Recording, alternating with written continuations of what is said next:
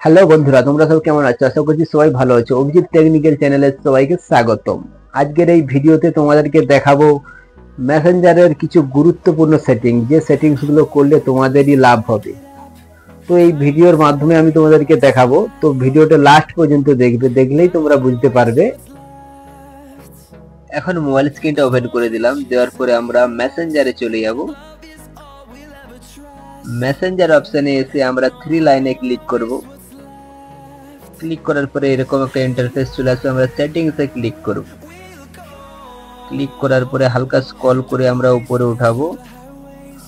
ওঠার পরে দেখছো নোটিফিকেশন সাউন্ডস আছে, ওখানে ক্লিক করার পরে এখানে নিচে দেখতে পাচ্ছ নোটিফিকেশন পার ভিউস নামে যে অপশনটা এসেছে, ওটা যদি আমরা অন রাখি তাহলে আমাদের মেসেজ এলে ওখানে মেসেজের রিংটোনটা বেজে ওঠে। তাই আমরা এটা অফ করে দেব, যাতে আমাদের পার্সোনাল কিছু মেসেজ এলে আমাদের স্ক্রিনে যাতে শো না করে। তাই আমরা এখান থেকে ওটা অফ করে দেব। আমরা 2 নম্বর সেটিংসটা এবার দেখিয়ে দেব তোমাদেরকে। 1 নম্বর সেটিংসটা তোমাদেরকে দেখিয়ে দিলাম। ভিডিওটা কেউ স্কিপ করবে না, স্কিপ করলে তোমরা বুঝতে পারবে না। তো এখান থেকে আমি 2 নম্বর সেটিংসটা তোমাদেরকে দেখাচ্ছি। এখানে আমি আবার 3 লাইনে ক্লিক করব। ক্লিক করার পর সেটিংসে চলে যাব।